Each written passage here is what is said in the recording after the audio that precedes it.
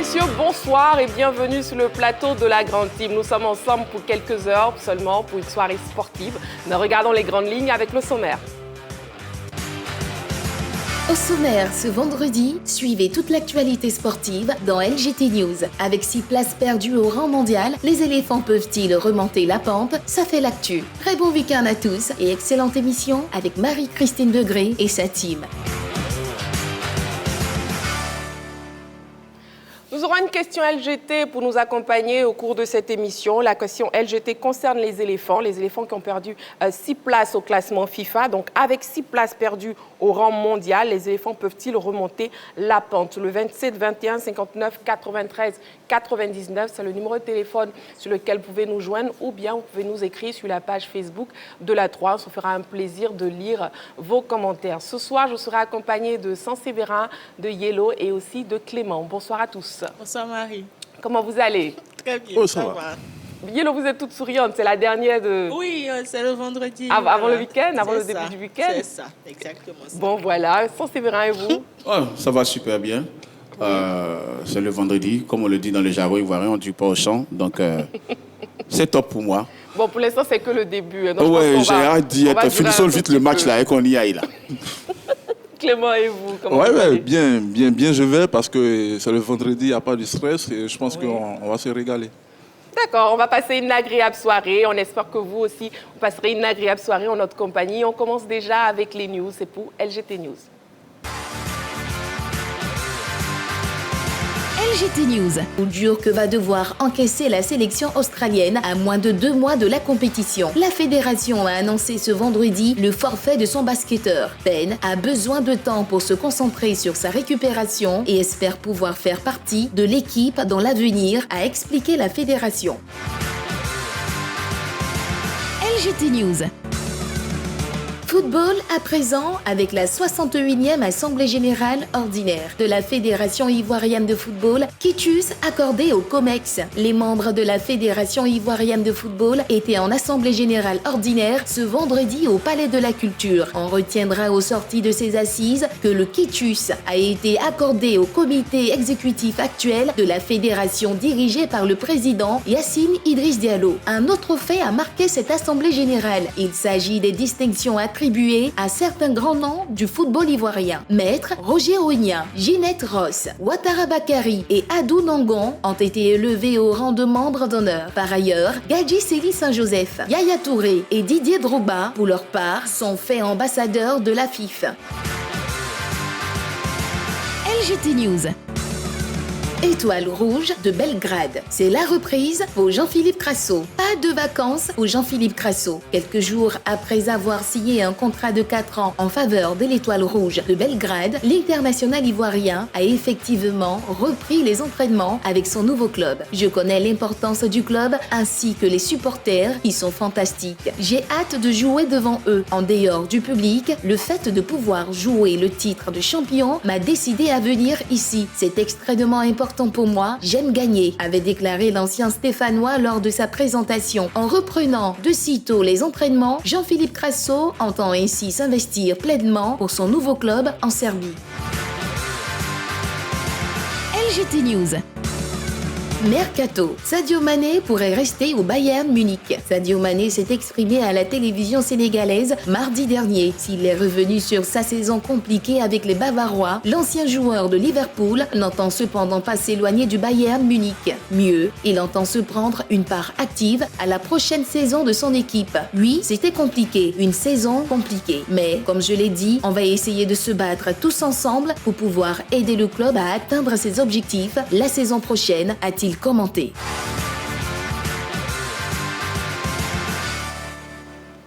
La Grande Team, c'est votre émission sportive. Nous avons l'occasion de faire le débrief de toutes les actualités sportives. Donc déjà, on ouvre les débats par rapport aux news de ce soir. Saint-Séverin, on commence avec vous. On parle de Jean-Philippe Crasso, c'est ça? Oui. Pas de vacances pour lui. Oui, quand même, il a eu un peu de vacances. Quelques jours quand même après le match en Zambie. Après ça, il y a eu sa signature. Pas suffisamment, comme tous les autres. Ouais. Bon, c'est le métier de footballeur. Oui. Mais je suis quand même content qu'il soit dans un club comme l'Étoile rouge de Belgrade, qui est un grand d'Europe. une Ligue des Champions, je pense, à son actif, ce club. Et sur les 6 dernières saisons, ce club a été champion de Serbie. Depuis 2018, ce club est champion de Serbie. Et sur les 3 dernières années, d'ailleurs, le club a fait le doublé Coupe Championnat 2020, 2021, 2022, 2023. Donc, bon, enfin, je vais dire, Crasso est à la bonne place. Il a dit, quand il a signé dans ce club-là, il est là pour les titres. C'est pas sûr qu'il ait des titres à Saint-Étienne. Ouais. Donc, il a préféré aller dans un club où il est sûr d'avoir au moins un titre par saison. Et là, la saison vient de commencer. C'est un club qui va jouer la Ligue des Champions, du moins les tours préliminaires d'abord, avant d'atteindre la compétition, proprement dit, parce que la Serbie n'est pas bien classée au classement UEFA. Donc, il est à la bonne place pour progresser. Ses dirigeants comptent sur lui. En plus, au club, il y a des Africains, comme Khalifa Koulibaly, qui était à Nantes, le Malien. Il y a le Ghanéen Boukari aussi. Donc, l'adaptation devrait être facile pour l'Ivoirien. En plus, on compte sur lui comme la véritable pointe de cette équipe-là. Il y a aussi le Gabonais Guelor Kanga dans ce club. Donc, Crasso est aujourd'hui à la bonne place. Beaucoup de personnes disaient qu'il était en Ligue 2. C'est pour ça qu'en 35 matchs, il a claqué 17 buts, délivré 12 passes décisives. Aujourd'hui, il est dans un championnat qu'on peut considérer quand même comme majeur quand même en Europe, après les 5 plus grands. Donc, c'est une bonne pioche pour le Partizan Belgrade et c'est bon pour la suite de sa carrière aussi parce que là, aujourd'hui, il a appelé à gagner des titres et à montrer vraiment l'étendue de son talent à toute l'Europe. L'Étoile Rouge de Belgrade, hein, plutôt pas le Partizan. Non, l'Étoile Rouge de Belgrade, voilà. Oui, le Partizan, c'est l'autre club, mais Crasso, c'est bien l'Étoile Rouge de Belgrade, l'un des plus grands clubs au monde qui avait le plus grand stade aussi à l'époque de la Yougoslavie. Bon, bonne continuation à Jean-Philippe Crasso qui a repris les entraînements. Oui. Et on poursuit même avec vous, Saint-Séverin. Je crois qu'on parle de la FIF, c'est ça? La oui, FIF qui a eu sa 61e Assemblée Générale aujourd'hui. Oui. Vous savez, ce qui est bien dans cette histoire de la FIF, c'est que beaucoup de personnes, en tout cas le public, pensaient que cette Assemblée Générale allait être pour juger la gestion de Idriss Diallo. Bon, il a eu le quitus. Il faut savoir que c'est la gestion de la saison 2022, l'année 2022, que Idriss Diallo partage avec le comité de normalisation. Donc, les comptes ont été mis à la disposition des clubs. Il a eu le quitus financier après avoir montré le bilan. Donc, il y avait aussi l'histoire des 4 milliards, si vous vous rappelez, du moment des élections à la FIF. Ils ont annoncé que cette somme-là a été apurée. Donc, aujourd'hui, pour l'instant, tout va bien à la Fédération ivoirienne de football. C'est un peu un pied de nez, je veux dire, à nous qui passons notre temps à critiquer la gestion de la FIF. Aujourd'hui, on se rend compte que c'est ce que les 81 votants disent qui fait office de vérité. Je pense que désormais, on va se taire et regarder les choses faire. Ah non, bon, on ne critique pas pour critiquer, hein, je ne pense pas. Non, on ne critique pas pour critiquer, mais je veux dire aujourd'hui que beaucoup de personnes pensaient que cette gestion allait être désavouée. Oui. Mais ce n'est pas le cas. Les présidents des clubs reçoivent les comptes, reçoivent tout ce qui se passe à la FIF. C'est vrai. Aujourd'hui, il n'y a même pas eu beaucoup d'abstention. Il y a eu 81 votants, il y avait 80 qui étaient présents. Et je pense que ce soit les abstentions ou les non, ça ne dépasse même pas 3 ou 5. Donc je veux dire, bon, pour l'instant, la gestion est bonne. Donc, le comité exécutif a le temps de se consacrer, de se focaliser sur la CAN 2023 qui arrive. Et d'ailleurs, les infrastructures devaient être livrées aujourd'hui. Oui. Bon, on n'a pas eu vent de ça. On espère que les informations vont arriver après. Et pendant cette assemblée générale, il y a eu aussi la distinction de certains grands noms du football. Hein. Oui. Grand nom. Je veux dire, le grand nom, c'est Roger Ognien pour l'œuvre abattue, parce que vous le savez, on l'appelle l'ouvrier spécialisé. Oui. Le club le plus structuré de Côte d'Ivoire, c'est l'œuvre de Maître Roger Ognien, c'est l'ACM Mimosa. Pour Ouattara Bakary, le président du CO Korogo, Ginette Ross, la présidente de Issia Ouazi, et Adou Nangon, le président de la JCAT, c'est plus la longévité qui a été récompensée, parce qu'ils sont là depuis des décennies et des décennies à la tête de leur formation. C'est vrai, ces clubs-là n'ont pas d'infrastructure propre à eux. Ces clubs-là ne sont pas comme l'ASEC Mimosa. Ces clubs-là ne sont pas toujours sur la scène européenne en train de disputer des compétitions. Mais ces présidents-là sont là pour la plupart depuis 30, 40, voire 50 ans. Et donc, c'est cette longévité-là que la Fédération ivoirienne de football a voulu récompenser. Pour Maître Roger Ognon aussi, c'est quasiment la même chose. Il est là depuis 1989. Ça fait quand même 35 ans, je pense. Et donc, 35 ans. Donc là, c'est la longévité aussi. Mais lui, c'est surtout ce qu'il a construit pour la Côte d'Ivoire, ce qu'il a apporté aussi à l'équipe nationale avec les académiciens de la SEC Mimosa qui étaient de toutes les générations et qui, jusqu'en 2015, ont permis à la Côte d'Ivoire d'avoir sa 2e étoile. Donc, je pense que c'est une bonne chose. C'est toujours bon d'honorer les acteurs. Il y a certains autres qui auraient pu s'ajouter à cette liste-là aussi. Mais pour l'instant, on va se contenter de ça. Ils deviennent membres d'honneur de la Fédération ivoirienne de football et désormais, ils sont au Panthéon. Clément, on a aussi Gadi Sely, Yaya Touré et Didier Drogba qui ont été nommés ambassadeurs de la Fédération ivoirienne de football. Oui, tout à fait. J'ai vu l'info également. Il y a Yaya Touré et puis Didier Drogba et puis Gadi Sely également qui ont été nommés ambassadeurs. Là, on parle d'une récompense qui va traverser les différentes générations parce que 92 pour Gadi Sely qui va gagner la première CAN de la Côte d'Ivoire. Et puis on estime également que dans la génération dorée, il y a eu Didier Drogba, même s'il n'a pas gagné, qui a quand même porté l'équipe nationale. Et puis, la qualification pour le mondial? Oui, la qualification pour le mondial également. Et même s'il n'a pas gagné la Coupe d'Afrique, mais on devait également le récompenser. Et puis il y a Touré qui fait partie de la dernière génération à avoir gagné la Coupe d'Afrique des Nations avec la Côte d'Ivoire. Donc je pense qu'on récompense pleinement les 3 générations qui ont marqué l'histoire du football ivoirien. Et ils n'étaient pas là et on espère qu'ils vont répondre. Et on sait que naturellement ils vont répondre parce qu'il y a la CAN qui arrive, tout ça. Donc je pense qu'on a de grands noms, de beaux noms pour pouvoir représenter ou encore porter le football ivoirien. Yellow, un mot sur cette information aussi? Par rapport aux différents prix reçus, oui, aux prix je crois que c'est une très belle initiative. Personnellement, je ne m'y attendais pas. Quand on parlait d'Assemblée générale, c'était certainement pour faire le point de la gestion du comité exécutif qui est arrivé à la tête de la Fédération ivoirienne de football, mais de récompenser ces grands dirigeants-là, Maître Roger Ognon, Madame Ginette Ross, qui a fait partie, qui était pratiquement l'une des seules femmes dirigeantes de club en Côte d'Ivoire. Je pense que c'est très bien pour le football féminin, même si elle a été présidente d'un club masculin. Mais félicitations à elle. Et puis par rapport aux ambassadeurs, on espère qu'ils assumeront pleinement leur rôle d'ambassadeur de la Fédération ivoirienne de football. Tout croit naturellement qu'on devait retrouver les 2 en finale, Djokovic et puis Alcaraz, qui est ce qu'on appelle l'avenir du tennis mondial. Et puis pour cela, il faudra terrasser le monstre. En termes d'adversité, pour moi, c'est Djokovic qui est énorme en termes de mental, qui ne renonce jamais. Ça sera difficile pour le gamin, mais ça ne sera pas impossible. On va voir ce que ça va donner à Londres. On va surveiller de près le 3e grand chelem de la saison qui est Wimbledon. Djokovic qui n'est pas très favori parce que déjà il a remporté 7 fois. Oui, tout à fait. 7 fois. On sait qu'il est en train de viser le record du maître qui est Roger Federer, le Suisse, qui a 8 titres à Wimbledon. C'est le maître actuellement. On sait que lui, il veut surpasser tout ce qui est Nadal, tout ce qui est Roger Federer également. Donc il a l'occasion.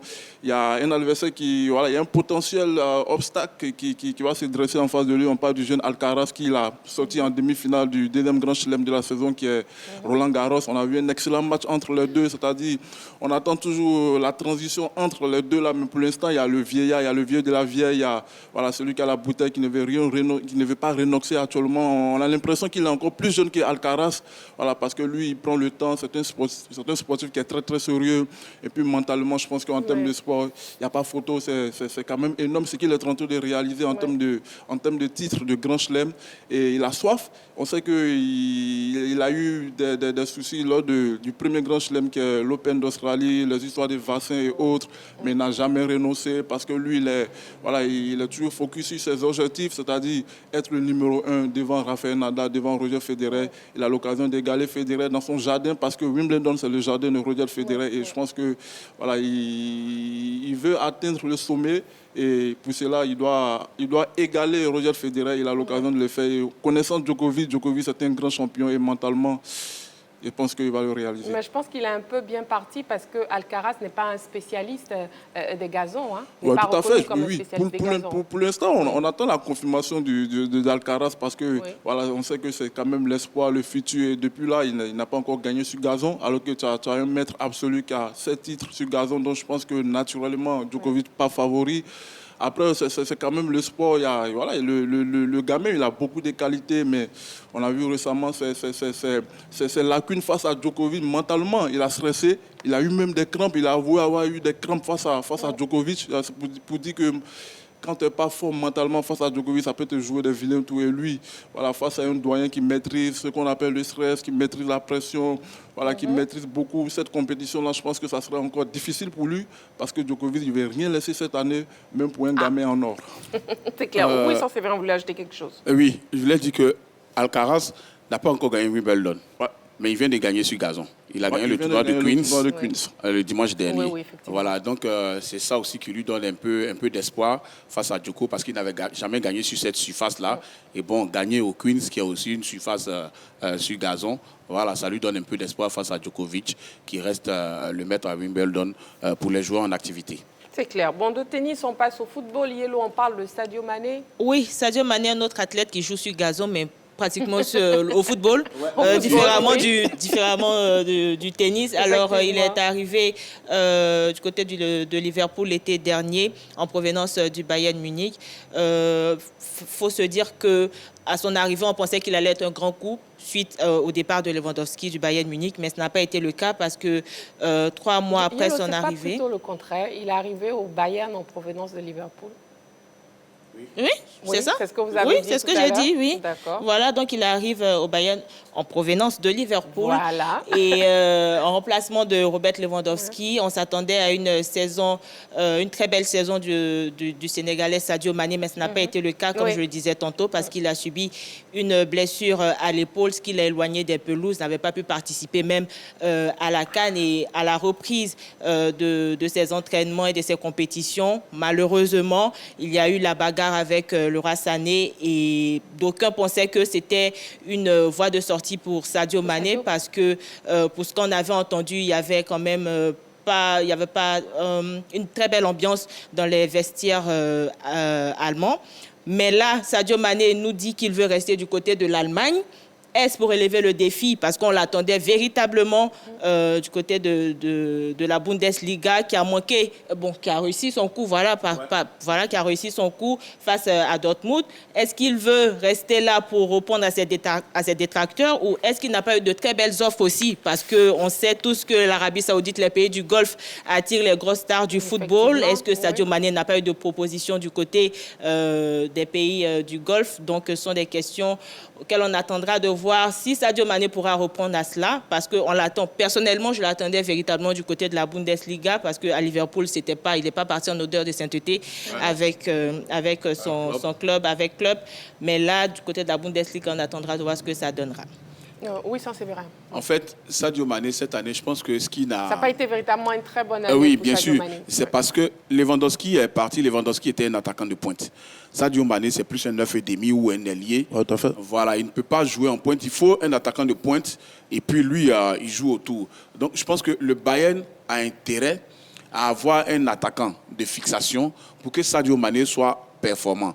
Sinon, Sadio Mané, en tant que neuf, vouloir qu'il soit un buteur, non, ça ne peut pas marcher. Ouais. S'il tourne autour d'un attaquant, il est plus performant. La preuve, même dans l'équipe du Sénégal, il est là, il y a Boulaye Dia comme attaquant souvent de pointe ou Mbaye Niang quand il était appelé. Donc il faut que le Bayern de Munich trouve un attaquant de pointe pour que Sadio Mané soit performant autour de cet attaquant de pointe-là. C'est évident. Madame, messieurs, je vous permets de souffler un tout petit peu après ces informations complémentaires concernant LGT News. On marque une petite pause, juste le temps de la publicité. On revient tout de suite sur le plateau. À tout de suite.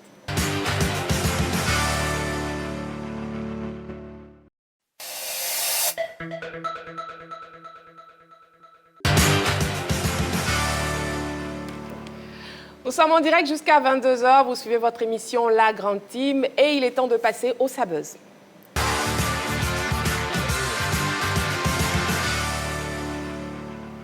Bon, qu'est-ce qui crée véritablement le Sabuzz ce soir? Qu'est-ce qui crée le buzz ce soir, j'ai envie de dire? C'est N'Golo Kanté. N'Golo Kanté qui s'offre un club en Belgique, qui l'aurait cru. Bon, on regarde cet élément vidéo et puis on en parle avec toute l'équipe. Bon, on l'a vu dans l'élément, N'Golo Kanté qui s'est offert un club de 3e division belge. Ça, c'est vrai. Impression. Oh oui, super. Une bonne action pour lui. Il s'ajoute à la longue liste des joueurs qui sont déjà soit actionnaire, soit propriétaire du club. Je ne vais pas aller loin. Un autre joueur qui l'a précédé à Chelsea a aussi un club aux États-Unis. Il s'agit de Didier Drogba. Donc N'Golo Kanté, ce qui me gêne un peu, c'est qu'il signe à Al Ittihad, je pense, qui est un club en jaune et noir, et il achète l'SSL Vuitton, qui est en Belgique, qui est un club en vert et rouge. Bon, N'Golo Kanté va savoir ce qu'il veut. Donc vous, c'est juste les couleurs qui vous dérangent. Mais bon, non, c'est une bonne action. Ça va déjà le conduire vers sa reconversion, être footballeur déjà, et puis être propriétaire d'un club. C'est déjà une bonne chose. Ça déjà garantit déjà un meilleur futur.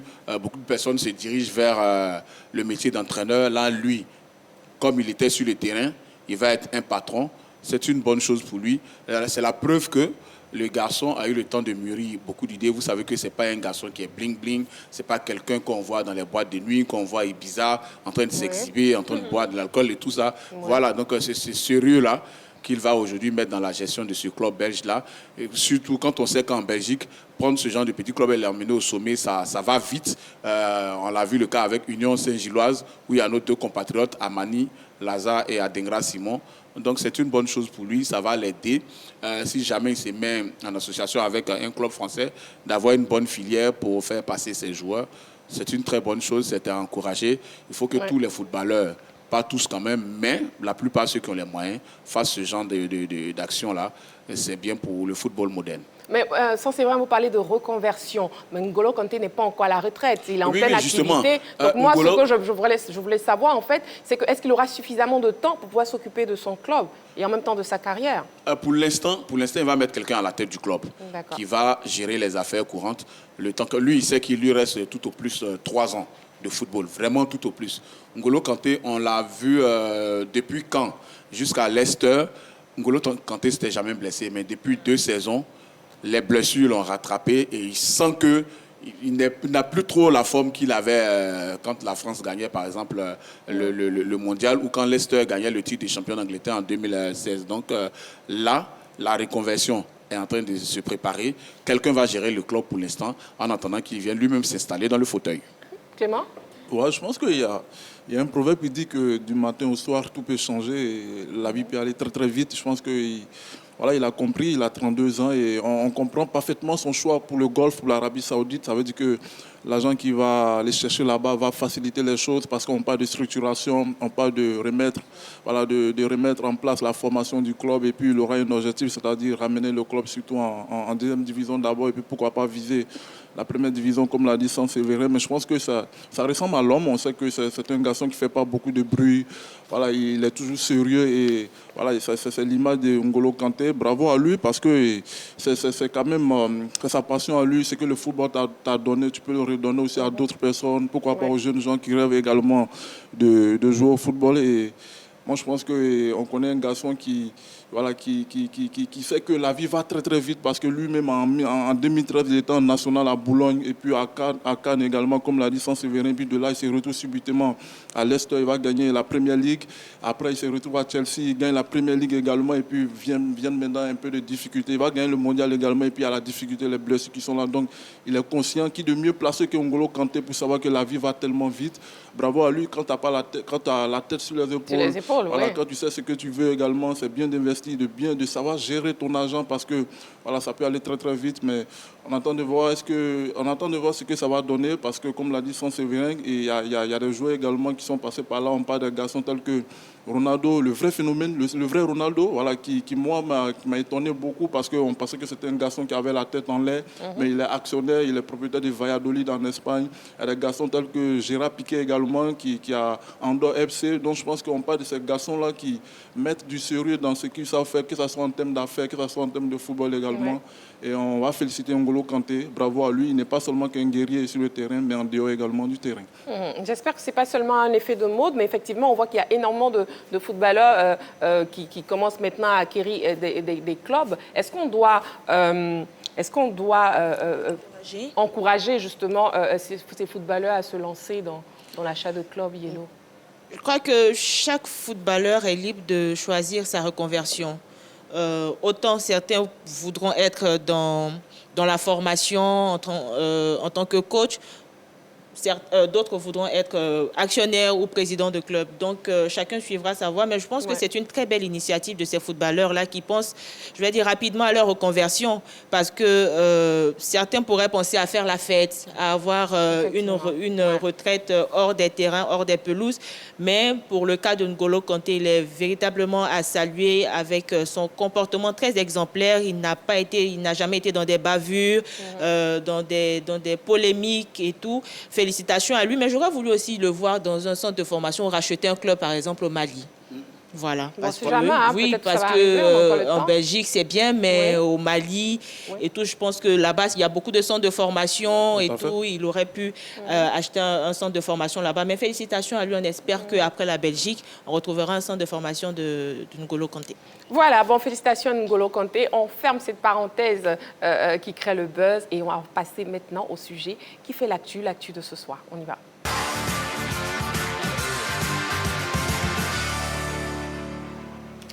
La question LGT de ce soir, une question où vous pouvez participer, vous pouvez donner votre avis. Avec 6 places perdues au rang mondial, les éléphants peuvent-ils remonter la pente? Appelez-nous donc au 27 21 59 93 99 et aussi écrivez-nous sur la page Facebook de la 3. Bon, les éléphants, le classement FIFA a dévoilé ce jeudi 29 juin son traditionnel classement des meilleures nations. Et malheureusement, la Côte d'Ivoire a dégringolé de 6 places au plan mondial. Bon, à la tête, l'Argentine, vu que c'est le champion, c'est l'équipe championne du monde en titre, reste en tête, suivie de la France, l'Angleterre et aussi la Belgique, le top 5. On regarde cet élément et puis on ouvre les débats concrètement avec toute l'équipe. La Côte d'Ivoire ne fait plus partie des 50 meilleures nations de football au monde.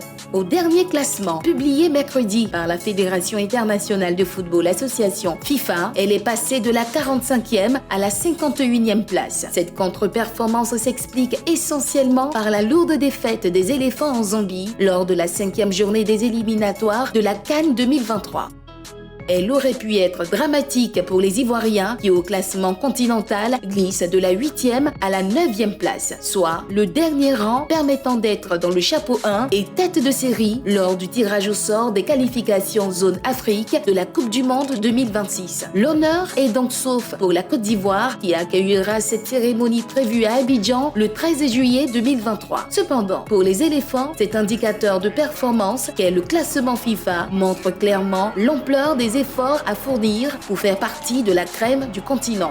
Pour leur prochain rendez-vous, le sélectionneur national Jean-Louis Gasset et ses poulains recevront le Lesotho début septembre dans le cadre de la 6e et dernière journée des éliminatoires de la CAN 2023.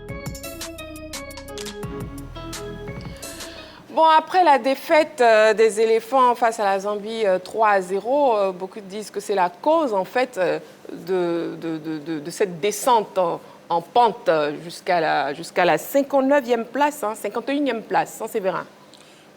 Oui, puisque quand on a joué face aux Comores en mars, les 2 matchs face aux Comores qu'on a gagné, on avait gagné 1 place, on était 8e et 45e mondial. Mondial, oui. Voilà, donc après cette fenêtre, il y a eu le classement du mois d'avril, donc durant ce classement-là, on avait gagné des places. Et là, après la défaite face à la Zambie, logiquement, on perd quelques places. 1 place au niveau africain, on passe de 8e à 9e et au niveau mondial, de 45e, on devient 51e. La Zambie, il faut le savoir au niveau de la CAF, la Zambie est 15e. Donc, dans le classement FIFA, quand tu perds face à une nation de moins de calibre que toi, tu perds des points et tu descends logiquement. Donc, la partie face à la Zambie, ce 3-0-là, pour ceux qui disent que non, c'est un match qui ne compte pas et tout ça, bon voilà, au classement FIFA, ça nous fait perdre des places. Et pour ceux qui ne savent pas l'importance du classement FIFA, il faut savoir que c'est un classement qui permet d'être bien positionné dans les chapeaux pour les tirages au sort. C'est la chose la plus visible. Mais en dehors de ça, ça fait gagner aussi des places à l'équipe dans certains indices. Voilà, au niveau de la FIFA. Donc, les matchs amicaux qu'on joue sont très importants. Et plus tu joues de gros calibre, c'est quand tu joues l'Argentine que tu gagnes, tu joues le Brésil que tu gagnes, effectivement, ça te fait gagner beaucoup de points. Donc, vous voyez le classement du Maroc, du Sénégal, qui a battu le Brésil récemment. Donc, voilà ce à quoi la Côte d'Ivoire doit aspirer. Nous devons jouer face à de grosses nations pour engranger non seulement des points, mais aussi pour avoir une bonne position. Bon là, heureusement, le prochain tirage pour le mondial, ah oui, arrivera avant le prochain classement FIFA. Parce que là, on allait peut-être descendre encore un peu, mais bon. Non, on ne va plus descendre. On ne le souhaite pas. Oui. Mais bon, donc ce tirage arrive et je pense que la Côte d'Ivoire pourrait être bon en Afrique dans le chapeau 1. Ça va quand même nous arranger. Donc, il faut prendre les matchs amicaux au sérieux. Et comme les gens le disent, oui, c'est vraiment le match contre la Zambie qui est la cause de cette descente en griffe aux enfers. Bon, est-ce qu'on ne limite pas les dégâts avec, sur le plan africain, la 9e place, hein, c'est vrai qu'en tête, nous avons le Maroc qui est leader, le Sénégal, la Tunisie, l'Algérie et puis l'Égypte. Bon, la Côte d'Ivoire reste 9e quand même. Hein. Oui, mais la Côte d'Ivoire est 9e parce que le Burkina a perdu face au Cap-Vert. Si le Burkina avait gagné le Cap-Vert, on serait descendu plus bas. Merci à nos amis burkinabés. Comme on le dit dans le jargon ivoirien, on est ensemble, on est godo-godo pour la vie. Là, ils nous sauvent un peu la face. Mais je veux dire, il faut surtout regarder, il ne faut pas regarder les autres nations. Il faut jouer en fonction de ses qualités. Et il faut prendre tous les matchs au sérieux. Il faut gagner tous les adversaires. Oui. Quand on peut, il faut le faire assez rapidement parce que ça compte pour beaucoup, ce n'est pas que du beurre. Effectivement. On a M. Guedo Maxime qui nous appelle de Danané. M. Guedo Maxime, bonsoir. M. Guedo Maxime. M. Guedo Maxime, bonsoir. Bon, il nous appelle de très loin, donc je pense qu'on n'entend pas très bien. Vous pouvez nous rappeler, hein, parce que là, on ne vous entend pas très bien du tout. Oui, Clément. Ouais, je pense que je suis d'accord quand même avec Séverin, parce que là, il ne faudra pas négliger les matchs, surtout les matchs qui servent de qualification là. Parce que depuis 2018, on a changé la manière de calculer en termes de classement FIFA et classement CAF. On est passé à une méthode appelée la méthode de calcul ELO, voilà, qui consiste à soustraire des points ou en ajouter en cas de match disputé. Donc là, on ne calcule plus en moyenne de points où avant, tu avais un match qui te rapportait 3 points, mais là, tu as le concurrent direct avec la méthode ELO et son algo VSUM qui prend en compte tout ce qui est résultat attendu et puis résultat du match, plus les points qui sont importants. Donc du coup, quand tu as un adversaire direct comme le Mali va passer devant la Côte d'Ivoire. Pourquoi? Parce que le Mali va arracher une victoire précieuse au Congo face au Diable Rouge. Donc je pense que la Côte d'Ivoire qui perd un match important face à la Zambie, ça va nous faire perdre énormément de points. Malheureusement, heureusement, parce qu'on reste dans le top 9. Le top 9, ça nous permet d'être encore, comme l'a dit Séverin, être dans le chapeau. Voilà, on ne va pas prendre 2 gros, parce que quand tu retrouves dans le chapeau 2, ça peut te compliquer les choses en termes de tirage au sort. Mais il ne faudra pas négliger les matchs quand tu joues un match face à la Zambie. Là, il y a une interrogation. Est-ce qu'on a pris conscience de ce match-là en termes de classement? Comme l'a dit Séverin également sur le Burkina Faso, sur les étalons, voilà, avait pris le dessus sur le Cap-Vert. Je pense qu'on se retrouverait quand même hors du top 9. Top 10. Donc hors du top 10. Voilà, bon, donc ça peut nous compliquer les choses en termes de tirage au sort. Quand on sait que en termes d'éliminatoire, on était dans la même poule avec le Cameroun. Ça nous a barré la route pour le dernier mondial. Donc j'espère qu'on va prendre les choses au sérieux et puis voilà, pourquoi pas gagner tout ce qui est match amical. Il y a un match amical face au Maroc qui arrive. À ne pas rater, surtout pour les éléphants. À ne pas rater du tout. On a M. Diomandé Mamadou en ligne qui nous appelle de Sipilou. M. Diomandé Mamadou, bonsoir. Ah, ok, d'accord. Bon, M. Diomandé Mamadou est parti. Yellow, donc vous avez la parole. Non, à écouter sans Séverin et Clément Yeton, j'ai l'impression que les éléphants ne savaient pas que ce match comptait ou compterait pour le classement FIFA. Alors qu'ils le savaient très bien.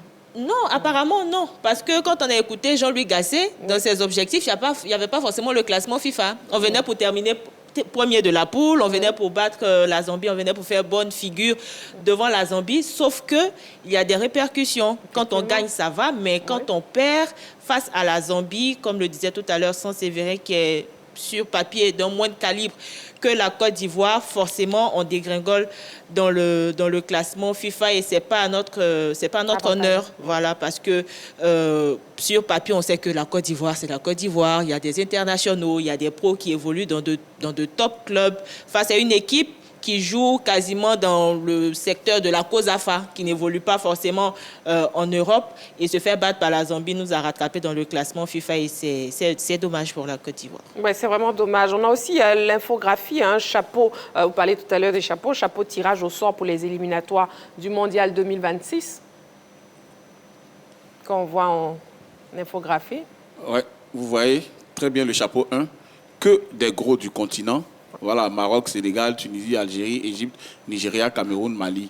Ça, ce sont les 9 premières nations. Voilà, comme on le disait tout à l'heure. Donc, dans le chapeau 2, voilà, ça commence avec la 10e nation, le Burkina Faso, ainsi de suite. Donc, ça veut dire que la Côte d'Ivoire s'évite. Voilà, toutes les équipes que vous voyez chapeau 2, chapeau voilà, là-haut. Mais c'est vrai que dans le chapeau 2, on a quand même de gros calibres. Le Ghana, le Burkina qui nous a battus d'ailleurs, c'est la seule défaite de Gassé jusqu'à présent en 9 rencontres. Donc le chapeau 3, vous avez des équipes comme le Bénin, la Mauritanie qui ne sont pas des faits valoir non plus, Madagascar qui monte en puissance. Donc il faut jouer à fond tous les matchs. Mais dans le chapeau 2, même, on a encore la Zambie. Oui. Voilà. Et la Zambie qu'on pourrait retrouver pour les éliminatoires du mondial. On croise les doigts. En tout cas, le tirage qui serait mieux pour la Côte d'Ivoire, c'est peut-être... Il y a aussi le chapeau 4, 5 et 6 qui vont suivre. Le chapeau 4. Voilà, vous voyez le chapeau 4. Oui. Mais ça, ce sont des nations vraiment de moins calibre. Eswatini et tout ça. Bon. Donc... voilà, la Côte d'Ivoire, pour l'instant, est tirée d'affaire pour le tirage du mondial qui arrive. Oui, pour l'instant. Ouais. Pour le tirage au sort du mondial qui arrive, le tirage se fera avant le prochain classement FIFA. Le prochain classement FIFA, c'est le 20 juillet. Le tirage, je pense que c'est le 12 ou le 13 juillet. Donc, on va dire Dieu merci. On va éviter les gros, mais ça n'empêche que les équipes du chapeau 2, du chapeau 3 et du chapeau 4 sont des équipes qui peuvent aussi créer la surprise. Quand vous avez dans le chapeau de Ghana, Guinée, Zambie, Gabon, Guinée équatoriale, R2 Congo, dans le chapeau 3, le Congo, l'Ouganda, le Bénin, la Mauritanie, l'Angola, la Namibie, bon, ce sont quand même des équipes, mais je pense que pour l'instant, on est tiré d'affaire et j'espère qu'on va jouer ces éliminatoires-là à fond. Un tableau qui montre l'importance de bien figurer justement dans le classement FIFA. Ah ouais, tout à fait. Et on a parlé de l'importance des matchs parce que voilà, je parlais de l'algo VSEM de la FIFA qui calcule, qui fait tout ce qui est classement FIFA, classement CAF et autres. L'algo n'accorde pas assez d'importance aux matchs amicaux. Par exemple, quand vous avez des compétitions de la FIFA telles que la Coupe du Monde ou encore les compétitions de la CAF telles que la CAN, là vous devez bien vous comporter. Ou encore lorsque vous avez des matchs de qualifications pour la CAN, c'est-à-dire le match face à la Zambie a compté, c'était pas un match amical, ça a compté pour un match de qualification pour la CAN. Donc du coup, quand tu perds ce type de match-là, tu perds énormément de points en termes de calcul et tu as un concurrent direct qui va battre le Congo à l'extérieur, dont le Mali gagne beaucoup de points également. Donc juste une seconde, on a M. Fofana Média qui nous appelle de Boaké pour ne pas le perdre. M. Fofana Média, bonsoir, comment vous allez? Allô? Oui, M. Fofana Média, vous êtes en ligne sur le plateau de la Grande Team. Comment vous allez? Monsieur Fofana Média? Allô? Allô? Oui, vous m'entendez pas? Bon, je pense qu'on a un petit souci aujourd'hui avec la ligne téléphonique. Bon, ça sera réglé en régie. Oui, Clément. Ouais, tout à fait. Par exemple, le match face au Maroc, peut-être qu'il sera, si c'est confirmé, qu'il sera un match amical. Là, l'algo, Vessen, il ne t'accorde pas trop de points. Oui. Parce que c'est un match amical, ce n'est pas une compétition officielle en tant que telle. Mais là, ça peut t'accorder quelques points. Il ne faudra pas négliger également ce type de match. Mais quand on prend en termes de chapeau, on échappe. Parce que si on sortait du chapeau 1, on pense qu'on aurait un tirage compliqué. Donc, c'est là où on se pose beaucoup de questions. Est-ce qu'on a pris réellement, est-ce qu'on a mesuré l'ampleur de ce match face à la Zambie? Parce que tu joues quand même tes chapeaux en termes de tirage au sort à la Coupe du Monde. Donc, du coup, quand tu vois les gens lever les pieds sur la pelouse, après, peut-être qu'ils se disent qu'ils ont la qualité pour pouvoir battre tout le monde, mais quand on prend les chapeaux, quand on prend également le format, je pense qu'il n'y aura pas d'excuse pour la Côte d'Ivoire. On ne doit pas manquer le prochain mondial parce que tu as les 9 premiers qui seront qualifiés, tu as un mini tournoi avec les meilleurs deuxièmes pour pouvoir accrocher encore une autre place. Là, tu as beaucoup d'opportunités pour pouvoir te faire une Coupe du Monde. Donc, je pense qu'il n'y aura pas d'excuse pour Jean-Louis Gasset, ce poulain. On veut une qualification pour le mondial 2026. Plusieurs personnes réclament des matchs amicaux avec des grands calibres. Mais est-ce que le fait de jouer justement avec des grands calibres ne va pas permettre aux éléphants de descendre encore considérablement? C'est vrai. Non, on va dire que ce sont des matchs en termes de points au classement FIFA, ce sont des matchs à qui tout double. Quand tu les gagnes, évidemment, c'est bon d'abord pour la confiance, la cohésion du groupe, et puis pour remonter éventuellement. C'est vrai que ça ne donne pas les mêmes points que lors des phases qualificatives pour les grandes compétitions, mais au moins ça compte quand même. Je veux dire, tous ces matchs-là doivent être pris au sérieux. Que ce soit la plus petite nation ou la plus grosse nation, en amical ou lors des éliminatoires, il faut jouer ces matchs à fond. Parce que tôt ou tard, tu finiras par être rattrapé, voilà, par ta performance lors de ces confrontations-là. Et donc, là, pour l'instant, ça fait 2 mondiaux de suite que la Côte d'Ivoire manque. 2018 en Russie et 2022 au Qatar. En 2026, Mexique, Canada, États-Unis. J'aimerais simplement dire aux éléphants qu'on a envie d'aller sur le continent américain. C'est clair. Sur la page Facebook de la 3, on a Abdoulaye Modric Koné qui nous dit « Bonsoir la grande team, bonne émission à vous. Pour ma part, je crois que la Côte d'Ivoire peut remonter la pente car elle a des joueurs de très grande qualité individuellement. Si ces joueurs mettent leur talent au service du collectif, je crois qu'en 2 ou 3 matchs, la Côte d'Ivoire pourra figurer dans le top 5. » On a aussi Frismo Ambeu qui nous dit « La Côte d'Ivoire a individuellement l'effectif le plus riche en Afrique, selon moi. Remonter la pente, c'est un petit problème. Il suffit d'avoir un entraîneur capable de maîtriser son vestiaire, tenir des discours francs aux joueurs, un entraîneur charismatique et les résultats seront là. Je ne doute même pas, la Côte d'Ivoire, c'est une grande nation de football sur le continent. Je suis Ambeu Firmin. Bonne émission à vous. » OK, merci beaucoup. On a M. Kwasi Odilon aussi en ligne, qui nous appelle d'Abobo Ndotré. Monsieur Kwasi Odilon, bonsoir. Monsieur Kwasi Odilon? Allô? Bon, on a sérieusement un problème avec la ligne aujourd'hui. Monsieur Kwasi Odilon? Bon, un souci au niveau de la ligne, c'est pas bien grave. Demain sera meilleur. Oui, sans Séverin. Aujourd'hui, la Côte d'Ivoire, il nous reste 2 fenêtres, plus les matchs amicaux avant la CAN pour véritablement remonter la pente. C'est vrai qu'on a l'effectif pour, mais il faut aussi qu'on commence à jouer en équipe. Vous avez écouté Nicolas Pepe ces derniers jours qui a dit qu'il n'y avait pas de cohésion au sein de l'équipe nationale de Côte d'Ivoire, que c'est vrai que ça commençait à venir, mais qu'il n'y en avait pas encore. Donc voilà les choses qu'il faut régler. Non seulement, il nous faut trouver dès maintenant une défense solide, un milieu de terrain solide et une attaque pimpante, mais en plus de cela, il nous faut trouver la cohésion. Il nous faut jouer en équipe. Toutes les équipes n'ont pas forcément de grand talent. Toutes les équipes qui gagnent n'ont pas forcément de grand talent. Un seul élément ou 2 peuvent tirer le reste vers le haut. Mais ça, c'est quand on joue en équipe. Pour remonter la pente au niveau du classement FIFA, pour remonter la pente en termes de faire peur à l'adversaire, il faut véritablement que la Côte d'Ivoire commence à jouer en équipe. Tous les éléments qu'on a peuvent remporter, si on a une bonne cohésion du groupe et un bon coach, la Coupe du Monde. Parce que je ne doute même pas du talent de nos joueurs. Ils sont dans les plus grands clubs, pas toujours réguliers, mais au moins, on sait que ce sont de grands joueurs. Donc, c'est la cohésion qui nous manque, jouer en équipe pour pouvoir remonter la pente et aussi prendre au sérieux tous les matchs. Cohésion, jouer en équipe, et à cela, on peut ajouter quoi, Clément? Ouais, je pense que si tu joues en équipe, que tu as la cohésion, il te manque peu de choses. Voilà, il va rester maintenant allié à ces maîtres mots-là, le talent des jeunes gens. Et on sait qu'en termes de talent, on a quand même énormément de talent.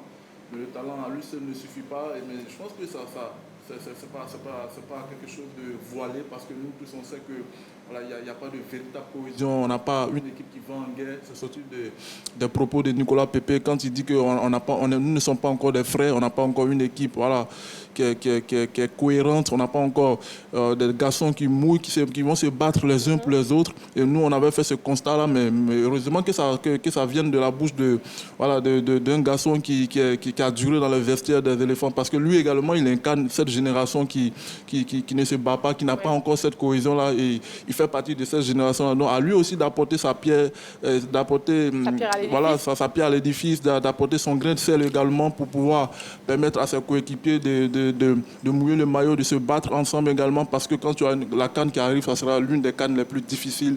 Voilà, tu as des nations qui viendront au meilleur de leur forme. Tu as le Maroc, tu as le Sénégal qui voudra conserver son titre. Tu as l'Algérie qui est en train de reconstruire également son équipe. Tu as l'Égypte qui a fait au moins le dernier carré d'as, qui, avec le retour de ses clubs, le National du Caire et autres. Donc je pense que si tu ne joues pas en équipe, si tu n'as pas cette cohésion-là, si vous ne mouillez pas le maillot les uns pour les autres, voilà, tu seras énormément en difficulté, même dans ta propre compétition, que ce soit à domicile ou pas. Oui, c'est clair, c'est évident. On a des personnes, justement, dans les rues d'Abidjan qui se sont exprimées sur la question LGT concernant les 6 places perdues au rang mondial des éléphants. On les écoute. Vraiment, je donne le carton jaune aux joueurs surtout. Parce que je me demande s'ils sont aussi motivés pour donner du plaisir à toute la nation. Mais ils peuvent, parce qu'on a encore 6 mois. On peut facilement remotiver les jeunes. Quand tu regardes l'équipe de Côte d'Ivoire, apparemment on regarde tout le monde, les grands joueurs tous. On ne peut pas chercher les mannequins pour venir rester sur nos terrains.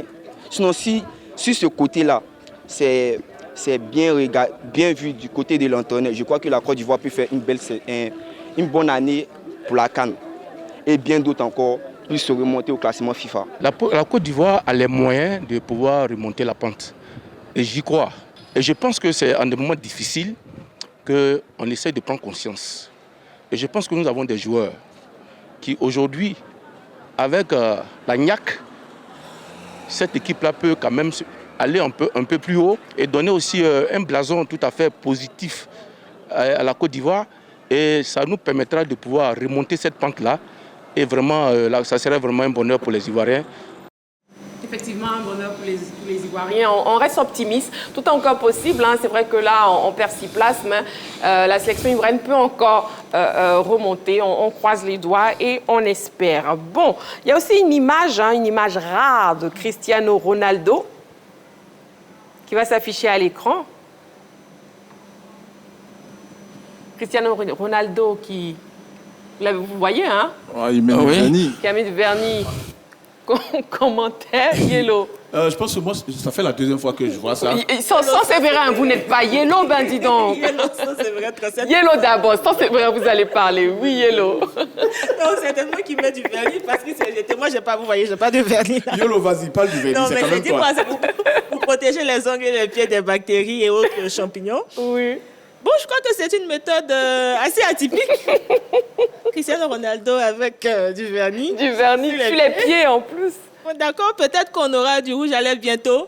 On ne sait pas. Protéger, voilà. Sans Séverin nous en dira plus. Sans Séverin Yellow, oui, on vous écoute. Je l'avais déjà vu sur une image avec le boxeur camerounais Francis Ngannou. Mais là, c'était sur les doigts. Mais là, c'est sur les pieds. Je me demande si c'est pour se protéger aussi des bactéries. Non, je ne crois pas. Je pense que c'est la tendance. Non. Dans les magazines de mode et dans les émissions de mode que je regarde, je vois les hommes de plus en plus arborer du vernis. Pour moi, c'est un simple phénomène de mode qui ne veut pas forcément signifier quelque chose.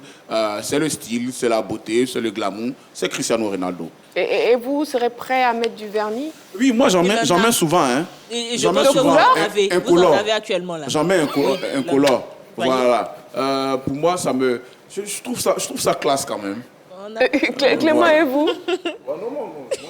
Mais en même temps, je suis un peu surpris, mais voilà, on parle d'une méthode pour pouvoir lutter contre tout ce qui est bactéries et puis champignons, mais voilà, on sait que c'est un garçon qui est dans les détails, voilà, qui prend soin de son corps, c'est ce qui lui a permis d'être au haut niveau, d'avoir cette longévité-là. Donc peut-être que ça contribue également à son bien-être, si c'est le cas. Je pense que voilà, on ne va pas remettre en cause tout ce qui est crédibilité en termes de gens, de Cristiano Ronaldo et autres. Non, voilà, on n'était pas dans ce sens du tout. C'est lui qui est en train il a trouvé sa méthode pour pouvoir lutter contre les bactéries. Donc je pense que c'est sa méthode à lui. Mais sous nos cieux, c'est vu autrement. Ah oui, tout à fait. C'est assez coloré, du noir. Oui, tout à fait. À chacun de faire ses interprétations. Voilà, lui, il pense que c'est une bonne méthode. On va terminer ce débat, c'est bon comme ça, vernis ou pas, mais bon, on note que c'est plutôt pour se protéger des bactéries. C'est la fin de notre émission de ce soir, de cette semaine. On termine donc. Merci beaucoup, Yellow. Ça a vite passé. Merci, Oui, Marie. très vite passé. C'est vrai, il est surpris. Merci beaucoup, Clément. Merci. Merci beaucoup, Saint-Séverin. C'est vite passé. Oui, on doit rappeler que les deux Oui. équipes de basket de la Côte d'Ivoire se sont imposées pour les éliminatoires de l'Afro-CAN. Sélection nationale. Qui est les sélections nationales, qui est Effectivement. le CHAN du basket, voilà, l'Afro-CAN. Voilà. Donc il faut féliciter les éléphants basketteurs qui ont fait vibrer le palais ce soir-là. Et féliciter aussi la Fédération ivoirienne de basketball dirigée par Mahama Koulibaly qui chapeaute tout ça avec FIBA Afrique. Et félicitations à la 3 qui diffuse tous les matchs de la Merci Voilà. à la 3. Merci beaucoup donc à vous. Merci aussi chez vous, très chers téléspectateurs. J'espère que vous avez passé une agréable soirée. Nous, on a passé une agréable soirée, une agréable semaine même sportive avec vous. On se retrouve la semaine prochaine. Vous reposez très bien ce week-end. Vous prenez soin de vous et n'oubliez pas, faites toujours du sport.